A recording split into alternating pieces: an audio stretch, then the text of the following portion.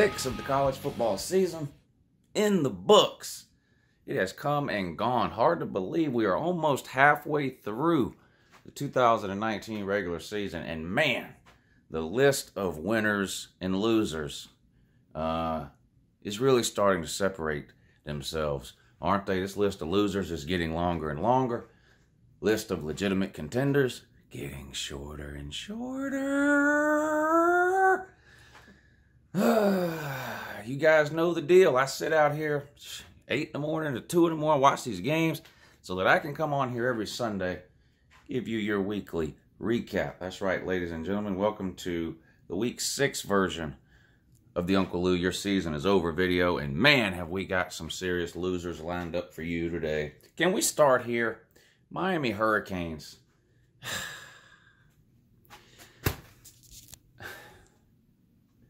How do you lose this game off of a bye week? I understand Manny Diaz is a first-year head coach, but there is really... Okay, Manny Diaz is a first-year head coach, which means there's a little bit of an unknown there. Fuentes has been at Virginia Tech for 4 or 5 years, and we've seen plenty. This guy don't know what he's doing. To lose this game is unacceptable. Coming off a bye week, 2 weeks ago, you played Central Michigan, and you played probably your worst game of the year offensively in that game, honestly. You scored 17 points against Central Michigan. You won 17-12. The fan base was all in a tizzy. They all hate Dan Enos now. They're back to not knowing who they think the quarterback should be. I'm talking about the fans here. Back to hating Dan Enos. Half of them are back on the N'Kosi Perry bandwagon. Half of them are saying give Jarren Williams the entire season to grow. Manny Diaz, they're talking about flying banners over the stadium again. This was after a win now. Then you get an off week. The first week of their 2 weeks, right? Because you had to bye, so you had one off week. You're off 1 week, then you had your bye, then you had the week leading up to this game. That first week after Central Michigan, the fans were pretty optimistic with Miami. Well, we got a bye week. We got out with a win. They'll get stuff straightened out, blah, blah, blah. And then a series of press conferences happened with the Miami coaches, with Manny Diaz and particularly Dan Enos. And I guess the Miami fans are wanting Miami to go to more of a shotgun type offense because their offensive line is pretty bad. And, thinking maybe that would help Jarren Williams out or whatever. Dan Enos comes out and says, nope, sticking with the under the center thing. Anyway, so then the whole second week of the bye week leading up to this Virginia Tech game, so the last 4 or 5 days, everywhere you look is Miami fans crying about Dan Enos. They don't know what he's doing, blah, blah, blah. But the thing is, as bad as Miami has looked and as bad as Miami has been, and it's been bad, Virginia Tech is worse, people. Virginia Tech, I don't talk a lot about Virginia Tech on this channel because since I've been doing YouTube, Virginia Tech hasn't been really, really good any particular year, and they haven't been epically bad, really, any particular year. And there's not a whole lot of Virginia Tech fans on this channel, so I haven't spent a lot of time talking about Virginia Tech, but they are a terrible team. If you consider sort of some of the seasons they had leading up to the hire of Fuentes and where they're at now, I mean, it's just been an utter disaster. There's no other way to describe Virginia Tech over the last few years under Fuentes than total failure. And for Miami to come out and lay this egg at home against Virginia Tech is absolutely unacceptable. They were down, was it 28-0? They were down, or 21-0, and then 28-7. Now, I guess if you're looking for a silver lining, like Tennessee fans like to do, more on them in a minute, Miami didn't give up in this game, which they easily could have done, because like I said, they were down 21-0 or 28-0, and then 28-7 or whatever.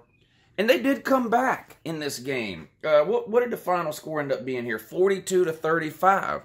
So the offense didn't give up. They made a lot of changes in this game and started, mixing things up in the second half or whatever. But it was just way too late at that point. And to come out and look this bad at home after a bye week is really a sign of poor coaching, in my opinion.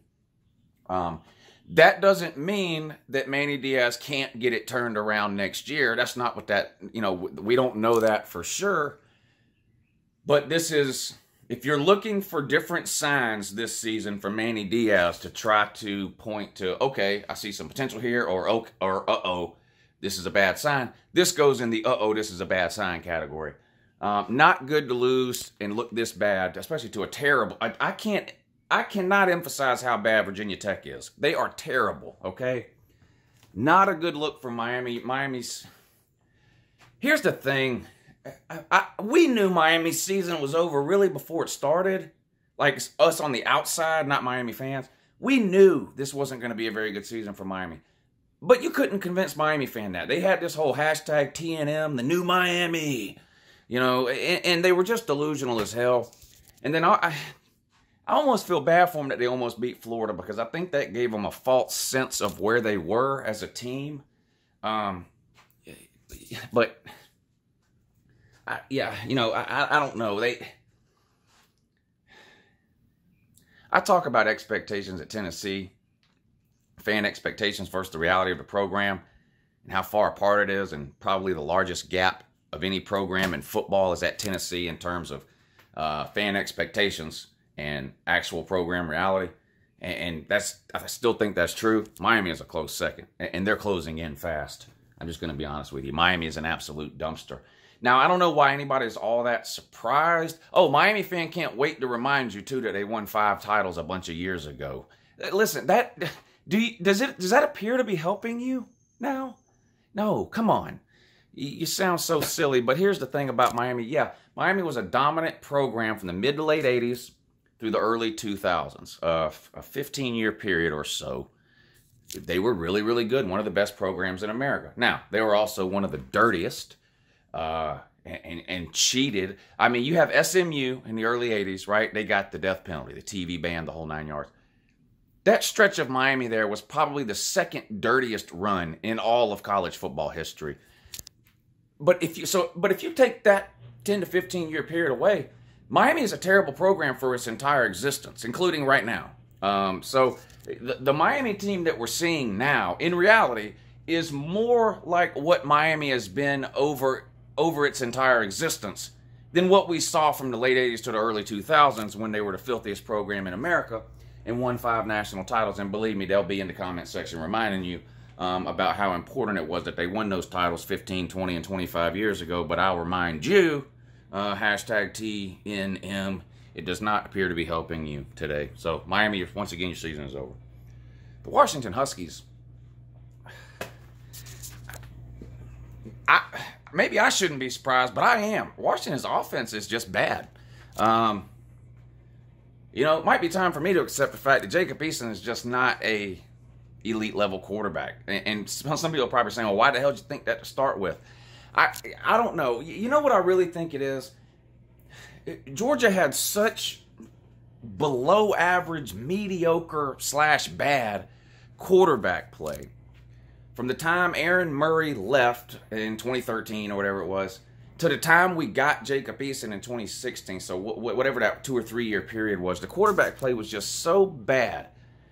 When we signed Jacob Eason, who was listed as the #1 pocket passer and recruit for that recruiting class and all that, I put so much hope and expectation into him that it's just been hard for me to accept, I think, that yes, he's got all the physical tools, but for whatever reason, he's just not able to put it together on the field.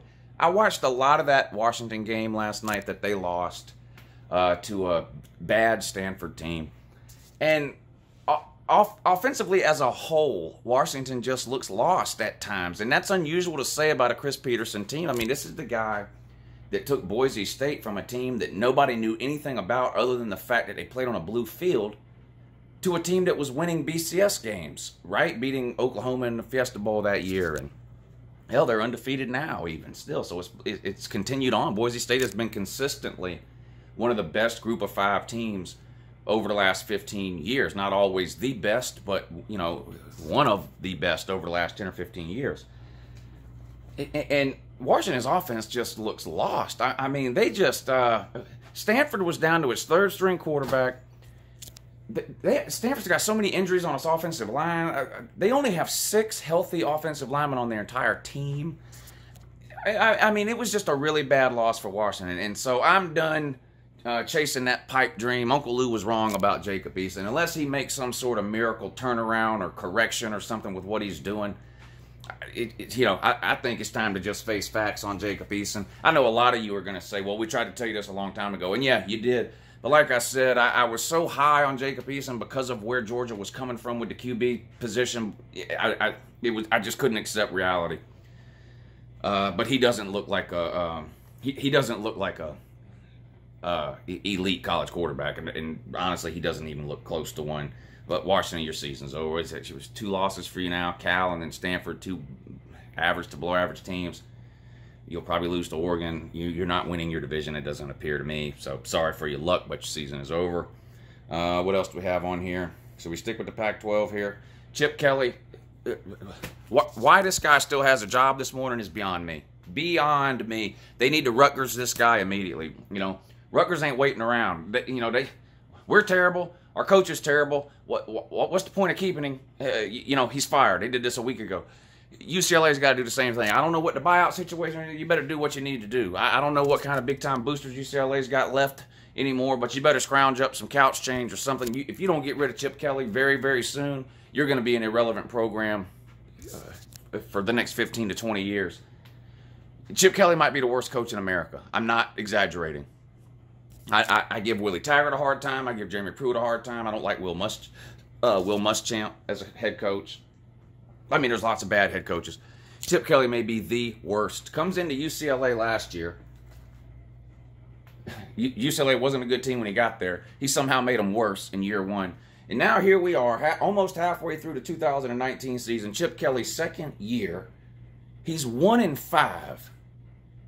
3-9 last year. They lost to Oregon State. Hold on, I wrote that down wrong. Nope, they lost to friggin' Oregon State. Oregon State has been consistently one of the worst Power 5. When you talk about the worst of the worst Power 5 over the last 10 years, you're talking about Oregon State, Tennessee, Kansas, and Rutgers. Those 4 teams consistently over the last 10 years have been 4 of the absolute worst in the Power 5, and UCLA goes out and gets beat by Oregon State. Both these teams came into this game with 1 friggin' win. Only 1 team left with 2 wins, though. That was Oregon State, not UCLA. Chip Kelly is an absolute failure as a coach. Let's just face it. He caught a lot of people by surprise, off guard, and unprepared 10 years ago, or whenever it was, 12 years ago, when he was running that circus hurry-up offense at Oregon that nobody had ever seen before. He was running 100 plays a game. He was going for 2-point conversions in the first quarter every time he scored for no reason. I mean, they ended up changing the rules in college football just because of what Chip Kelly was doing at Oregon. Allowing the defense to substitute whenever the offense substitutes. That's the Chip Kelly rule. He was so dominant at Oregon. Now, he never won it all, but, he won a lot of games there. He was so dominant and was beating people so bad, and other coaches were crying so much about what Chip Kelly was doing. They actually changed the rules of college football, but that was 10, 12 years ago. And what do we know about the history of college football and offenses? Offenses adapt and change to beat defenses, right? And then the defenses catch up at some point down the road. Triple option used to be a dominant offense in college football. Why? You would take the fastest people on your team and you would put them all on offense. And so the offense was way faster than the defense. This went on for years and years. And the option was damn near unstoppable if it was ran correctly and with the right players and you had enough speed. What happened? Some coaches started looking around and going, these second and third string running backs that we have and wide receivers, that are so fast, why don't we move some of them to linebacker so that when we play these other option teams, we have the speed to actually chase them down on the edge? And what happened? The triple option died. Defenses shut it down. Speed was what kept the triple option alive. Defense caught up. Triple option went away. Defenses adapted to what Chip Kelly was doing up there in Oregon because now every team in America runs a version of what Chip Kelly was doing up there. Even if it's not their normal offense, they have a hurry-up package they can put in. Everybody does it now. So defenses prepare for that week in and week out now. And he shows up at UCLA after wasting 3 or 4 years in the NFL thinking he can reinvent the wheel there on what he did in Oregon. First of all, he doesn't have the players there to run it. Second of all, you're not tricking anybody with that offense in 2019.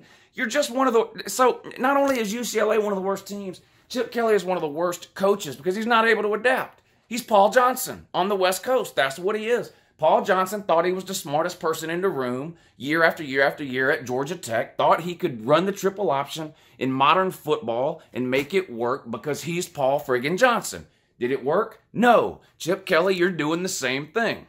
You refuse to change and adapt. Your offense doesn't work. You're pitiful. Your team is pitiful. Your coaching career should be over. For purposes of this video, your season is over. How about that?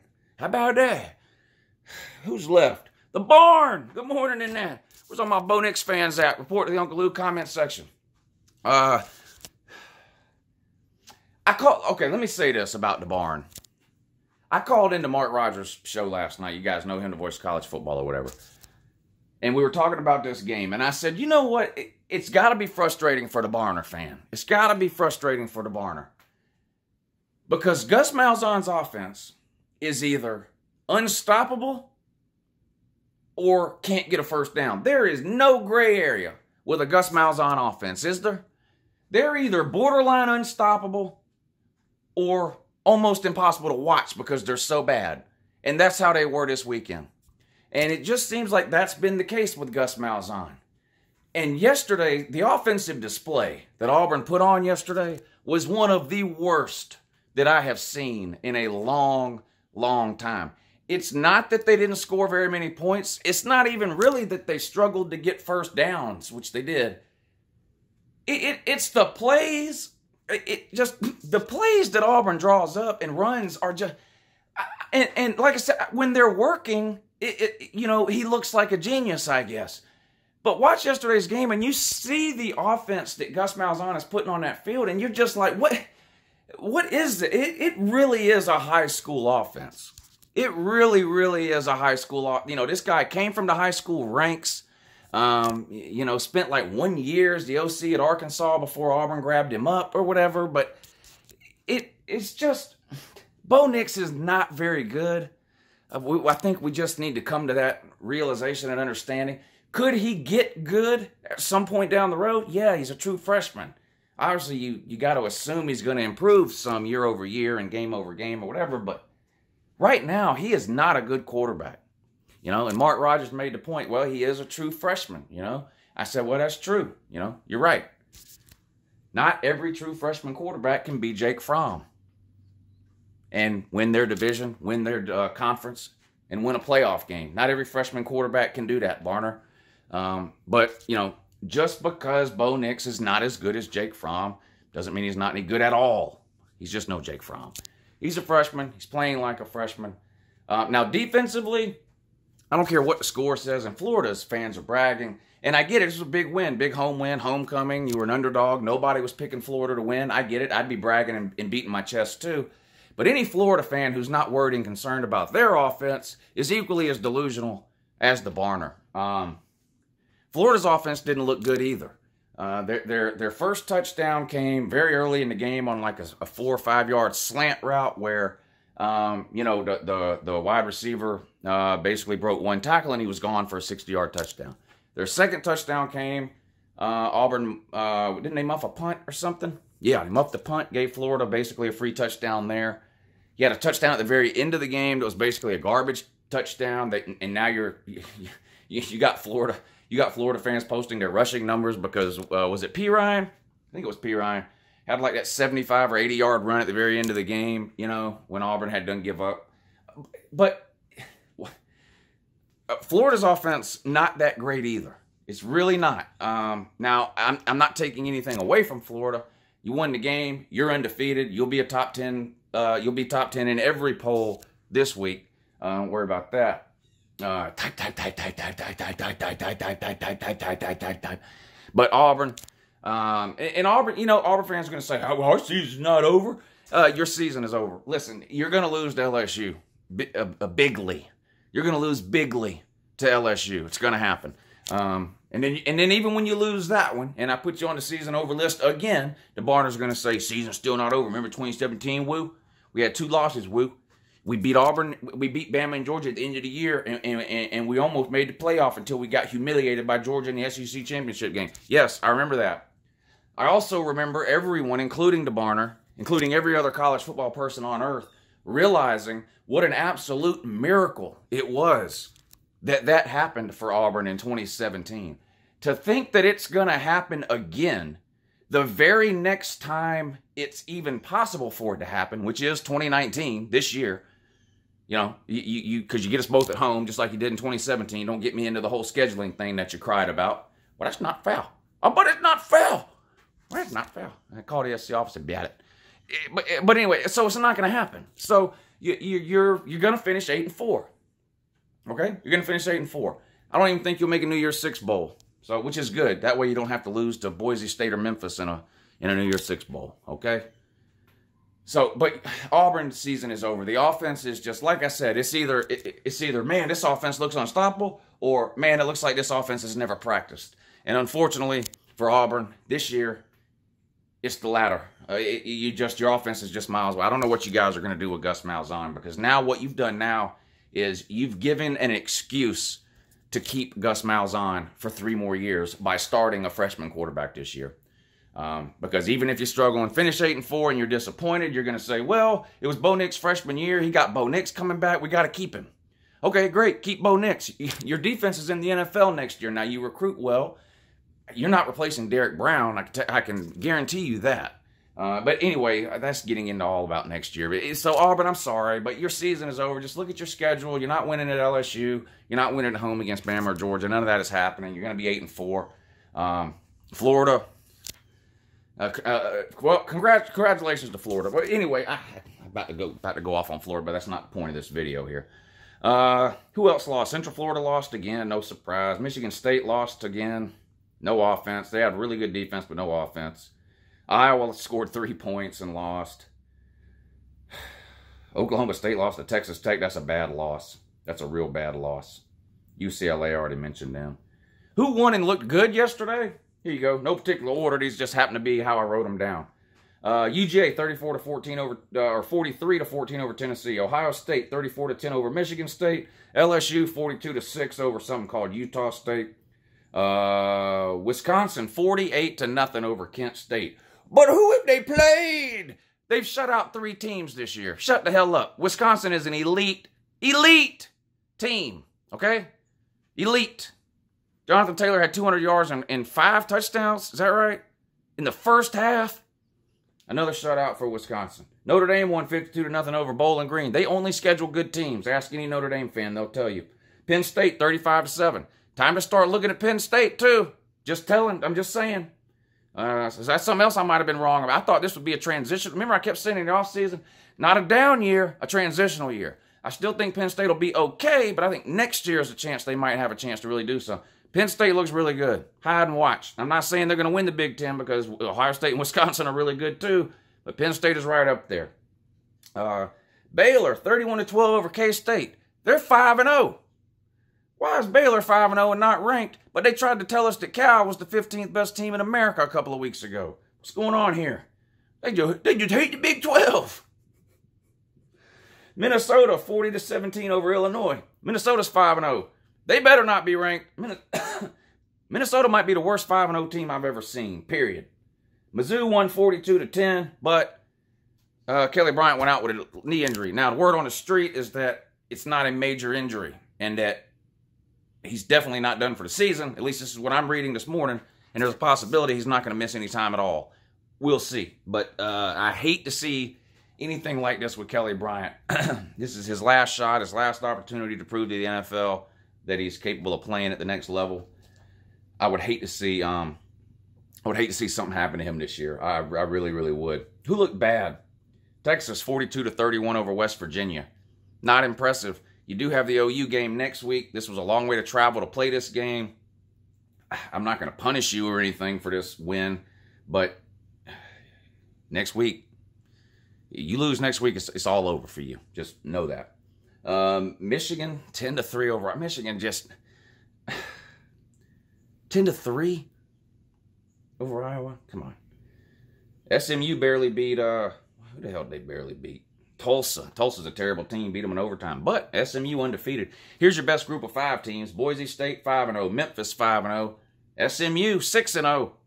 Let's see what happens there. Who won? But you just, Oklahoma 45-20 Oklahoma's a victim of his own success, really. So 45-20 doesn't really blow anyone away. I'm not saying that's a bad win, but, you know, people aren't looking at 45-20 Oklahoma and Kansas and going, oh, my God, Oklahoma destroyed them. Just because, like I said, it's just a victim of your own success type of thing there. Oregon barely beat a terrible Cal team. The Pac-12 is absolute doo-doo, man. Just straight doo-doo. What else is worth mentioning?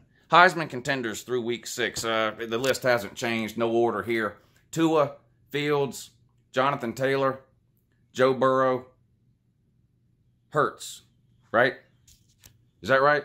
Hurts, Tua. The quarterbacks are Hurts, Tua, Burrow, and Fields, and then Jonathan Taylor, because he's just, if Jonathan Taylor doesn't get invited to New York this year, I'm never talking about the Heisman again. That'll be an absolute disgrace if Jonathan Taylor doesn't get invited to New York.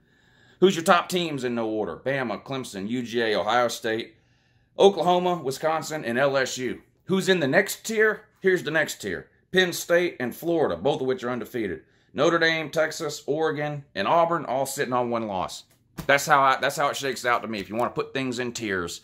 Tier 1 are those first 7 teams I named. Tier 2 are the teams after that. It's just the way it is. All right. Remember, we're all college football fans here. We love college football. We wish every team could win. Unfortunately, half the teams that play every single weekend have to lose. And for a lot of you, your team happened to be one of those teams. Have a good morning.